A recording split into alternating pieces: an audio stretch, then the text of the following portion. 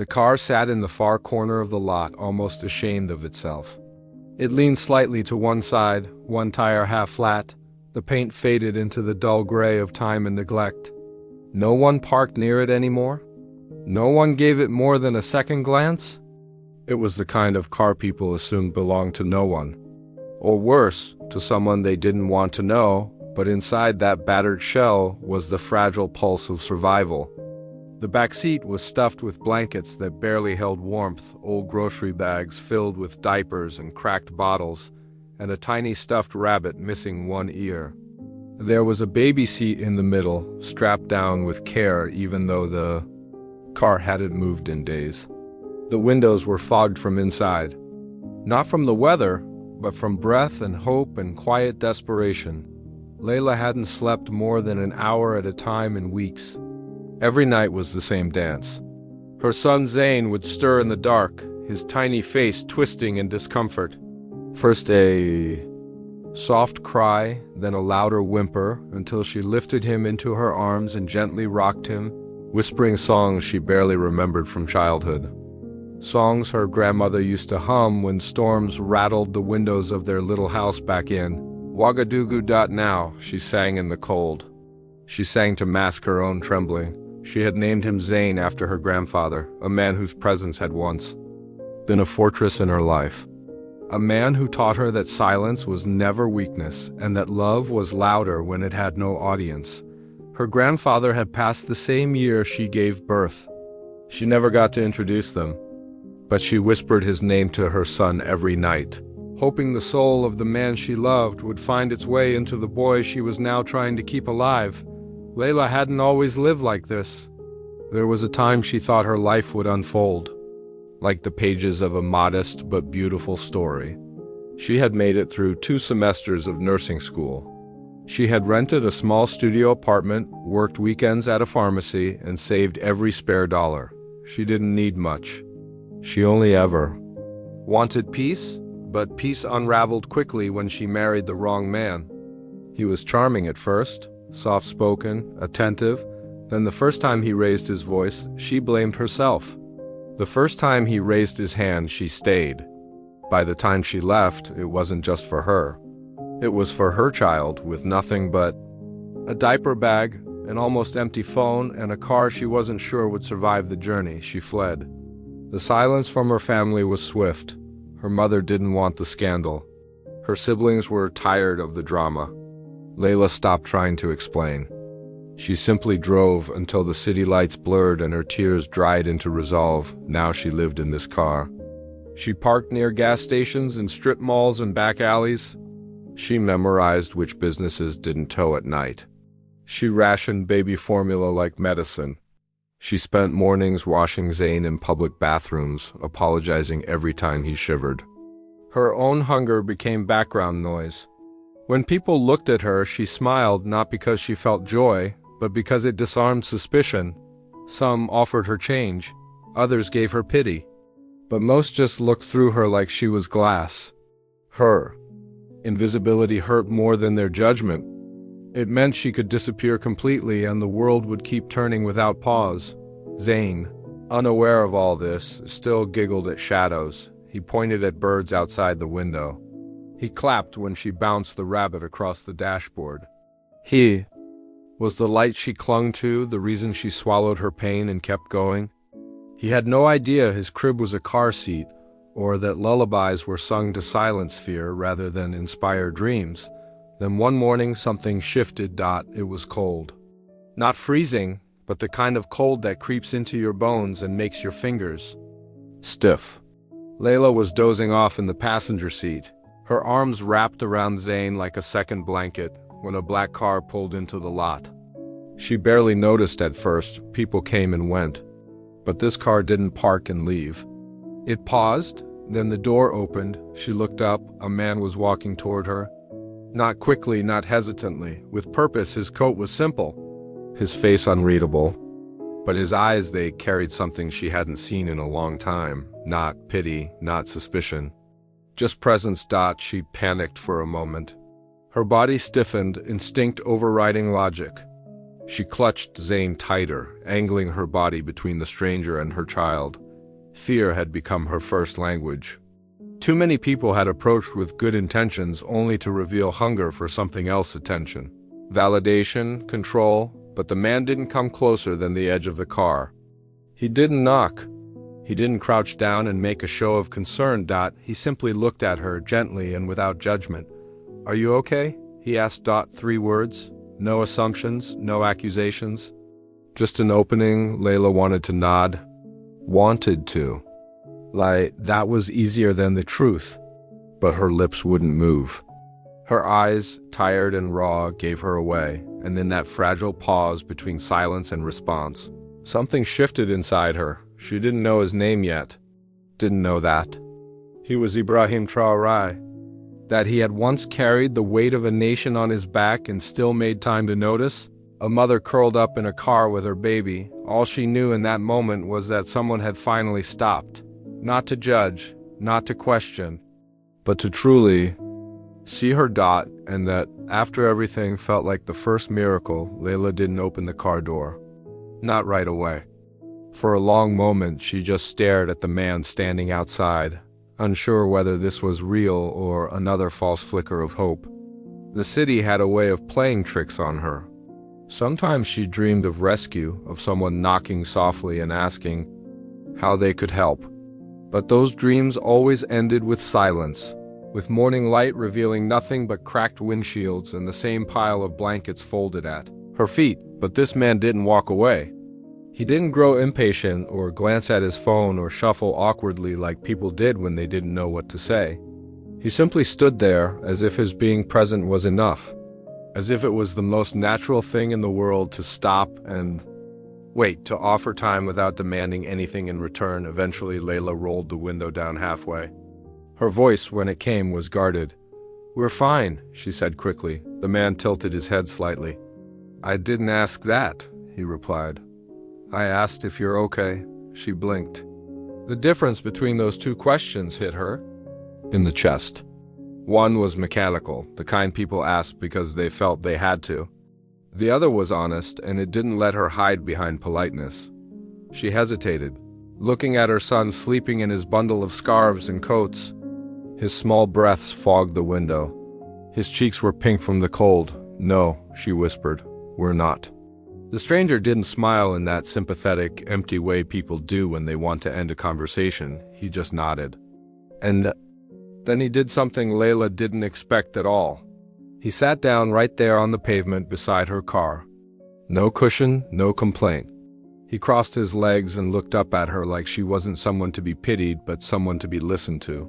"My name is Ibrahim," he said quietly. "What's yours?" She hesitated again, her fingers curling around the baby's sleeve. "Layla," she said finally. There was a pause. Then Ibrahim looked at the baby. "And his?" "Zain." A small smile appeared on his face. Not the kind that tried to make the situation lighter, but the kind that acknowledged the beauty of a name, of a life, of a child who mattered. For a while, they didn't say much.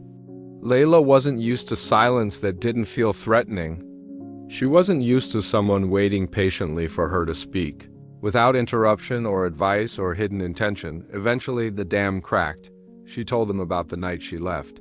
How she waited until her husband fell asleep, packed everything she could into 2 bags, and slipped out before dawn.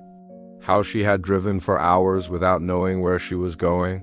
Just that she couldn't stay. She spoke of shelters that turned her away, waiting lists that stretched for months, jobs that slipped through her fingers because of her situation. She had no address, no family left to call, no safety net to catch her. She spoke of how she had learned to heat bottles with water from gas station sinks, how she could stretch $10 into 2 days of meals if she ate only once, how she had memorized the patterns of parking enforcement to avoid getting towed because if she lost the car, she would lose everything. Ibrahim didn't interrupt. Not once. He didn't take notes. He didn't check his phone. He just listened, his hands resting gently on his knees, his eyes never leaving hers. When she finished, she felt strangely hollow, like all the words she had buried for months had finally escaped. It wasn't relief. It was release, I feel. Like I don't exist, she said softly. Like I'm not even part of the world anymore. Ibrahim's voice was calm, almost reverent. Existing is the first revolution, he said. And sometimes the quietest people carry the heaviest truths. She stared at him, unsure of what to say. No one had ever spoken to her like that. Not since her grandfather.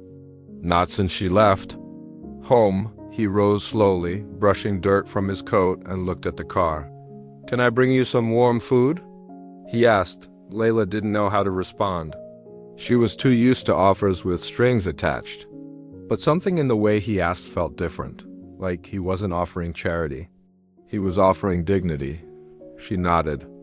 Just once. I'll be back in a few minutes, he said, then turned and walked toward his car. True to his word, he returned not with one meal, but with bags of hot food, water bottles, baby formula, and a thick wool blanket. He didn't hand them over all at once.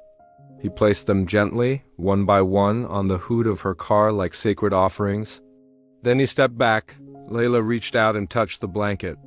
It was heavier than she expected.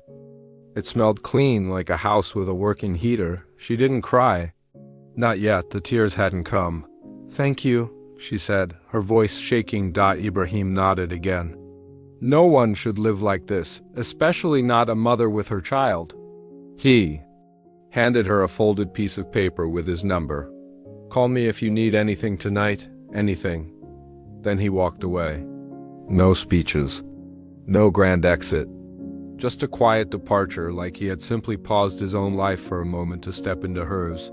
Layla sat back in the driver's seat, holding the blanket against her chest. For the first time in months, she didn't feel invisible. She felt seen. If this story speaks to your soul, comment below. One act of compassion can rewrite a life. The next morning, Layla was still awake. She had spent the night watching over Zain as he slept in the back seat. Cocooned in the new blanket, he looked warmer than he had in weeks. His breaths were deeper, more rhythmic. It was the first time he hadn't stirred all night. Layla, on the other hand, couldn't sleep. Her body was exhausted, but her mind was racing. Something about Ibrahim's presence had unsettled her in the best way. Not because she felt threatened, but because for the first time in a long time, she felt like maybe, just maybe, she wasn't completely alone in the world. She stared at the folded paper resting in the Q folder. His number. A lifeline she wasn't sure she had the courage to use, but that morning he called first. It was early. The sun was still climbing and the city hadn't fully woken up. When her phone rang, she answered with hesitation in her voice. Layla? He said gently. I was thinking I might know someone who can help. Those words echoed in her mind long after the call ended. 2 hours later, Ibrahim returned to the lot. This time, he wasn't alone. With him was a woman in a navy blue sweater and a clipboard under her arm. Her name was Mariam. She worked with a quiet, privately funded network of emergency housing programs specifically created for women like Layla, women who fell through the cracks of the system, who didn't have time to wait for shelters with waiting lists or government. Programs lost in red tape. Layla watched them approach the car, heart pounding. She had been promised help before. Empty words. Long lines. Cold waiting rooms with fluorescent lights that made her feel like a number, not a person.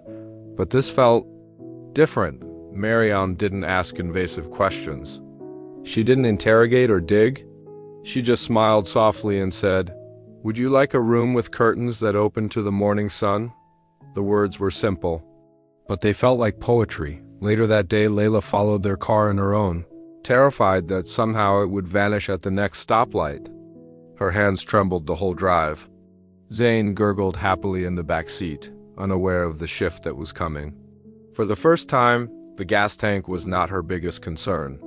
Her thoughts raced toward something she had not dared to imagine in weeks: a real roof, a clean floor, a door she could lock from the inside and not be afraid. The apartment was small, just one bedroom, but it had warmth and quiet and a crib set up near the bed.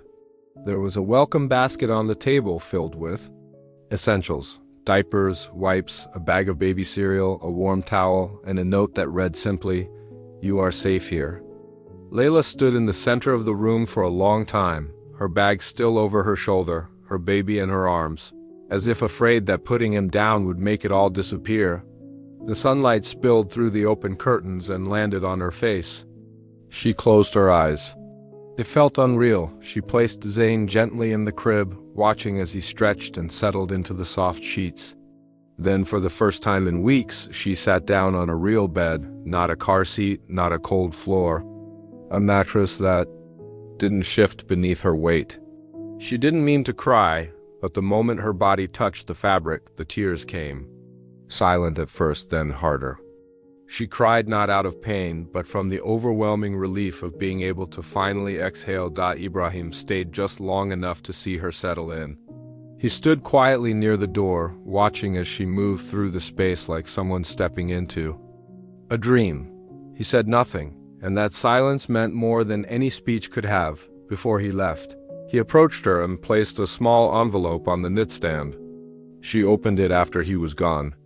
Inside was a preloaded grocery card, a handwritten list of nearby clinics and childcare resources, and a short note in neat handwriting that simply said, "You are not forgotten." Over the next few days, Layla began to feel pieces of herself returning. The apartment wasn't just shelter, it was space. Space to breathe, to think, to remember who she was before the world began erasing her. Volunteers from the program checked in each morning, never invasive, just kind. One of them brought used toys, another offered her a gently worn baby carrier. A counselor dropped by and gave her a number to call whenever the nights felt too heavy. She wasn't alone anymore.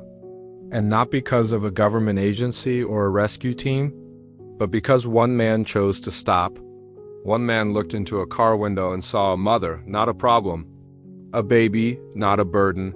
And she began to understand something she had forgotten for far too long, that sometimes people don't want to be saved. They just want to be seen. Her reflection in the bathroom mirror no longer frightened her. The woman looking back was tired, yes, but strong, capable, alive. And her son had space to crawl now. Space to laugh without being muffled by the engine of a car. That night, as she sat beside his crib, humming softly under the same sun-stained curtain that had welcomed them, she whispered a promise. "We're not going back." Not to fear. Not to cold nights in parking lots.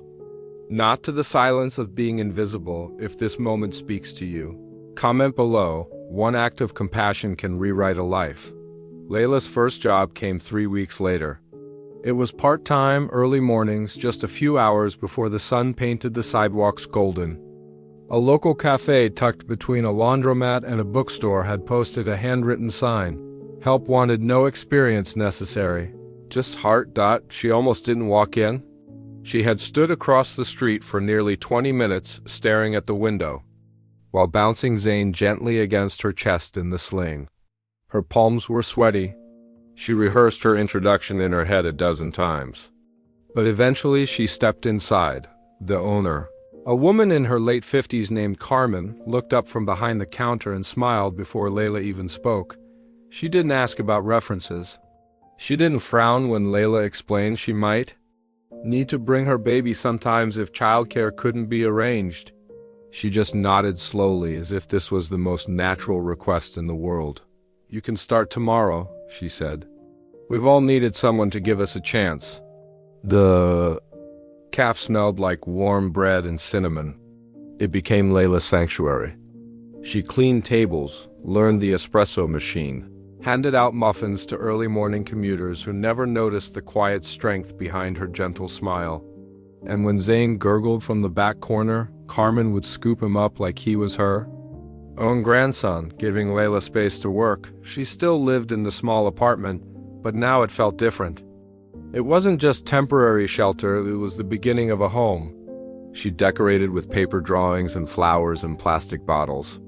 She began keeping a journal again, just a few lines each night to remind herself she was still writing her life.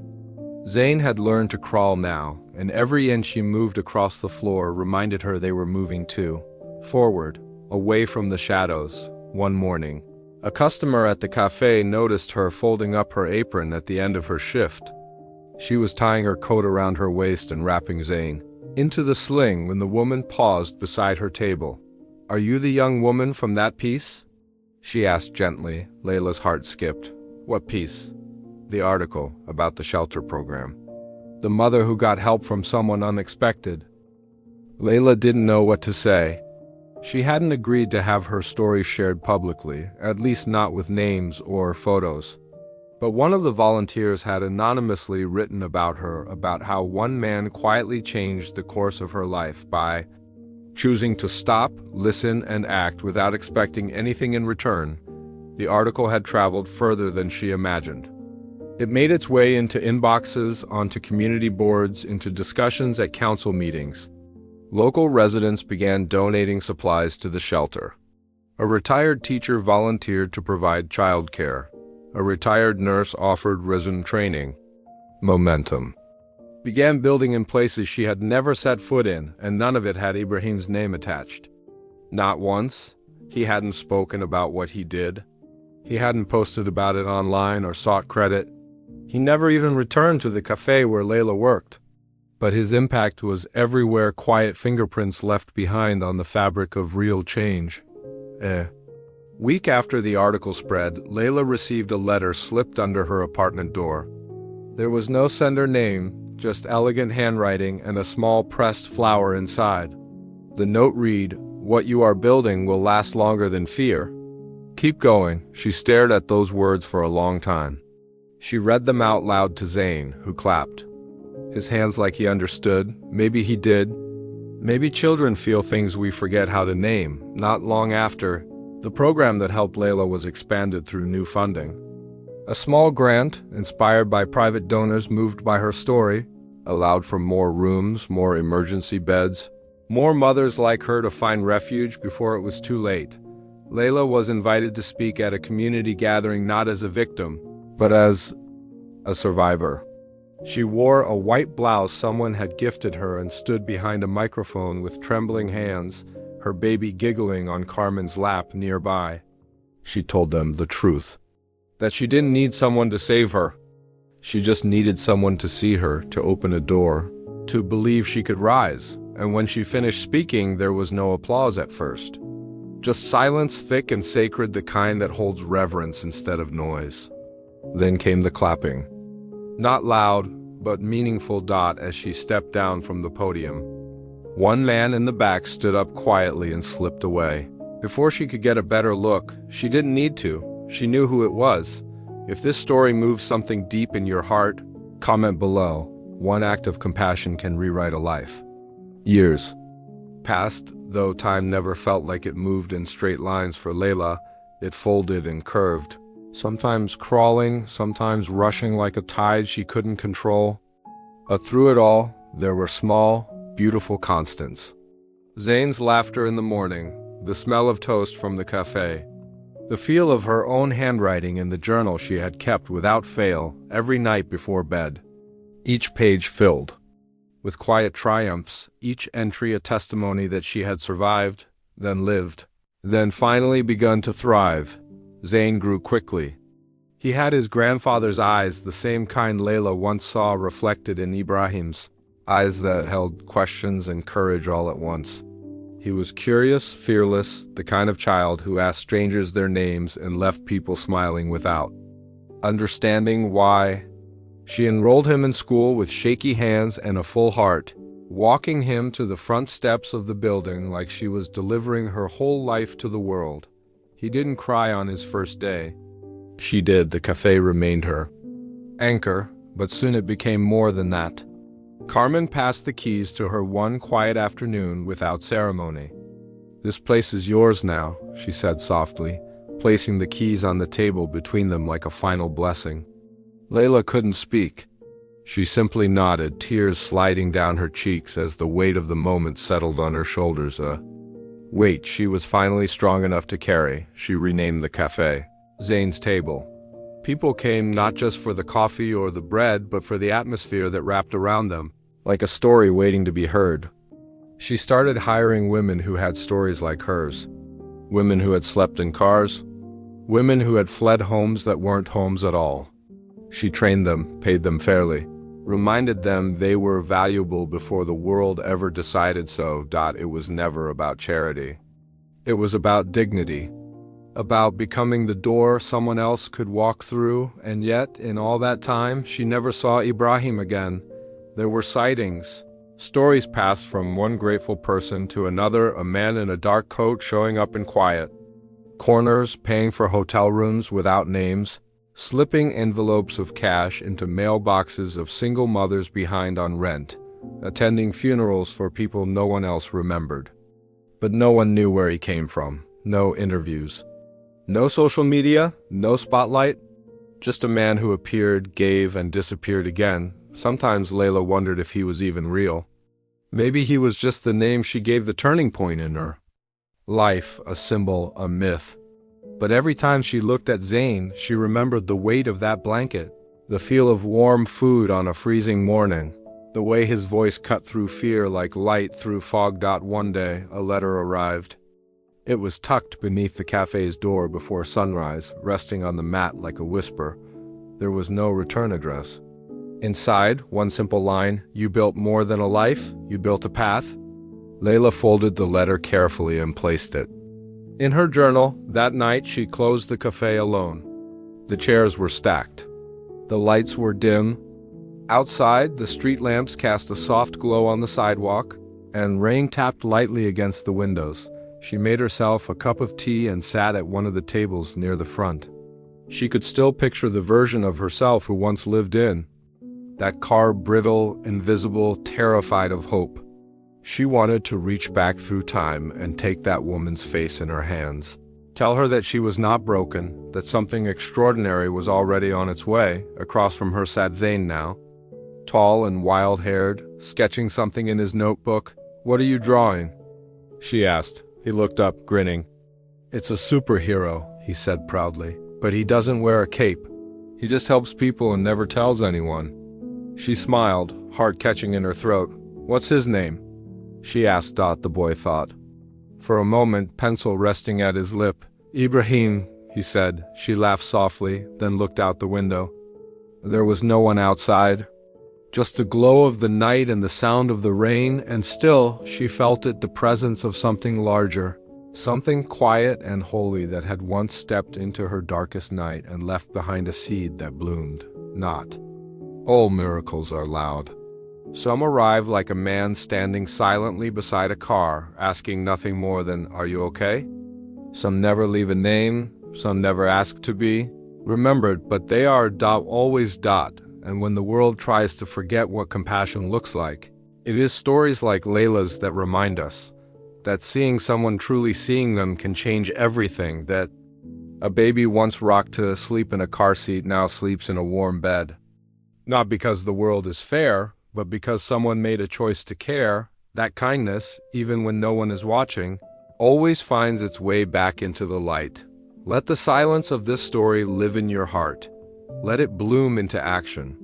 Let it whisper to you the next time you pass someone unseen. And if this final moment moved you, even quietly, comment below. One act of compassion can rewrite a life.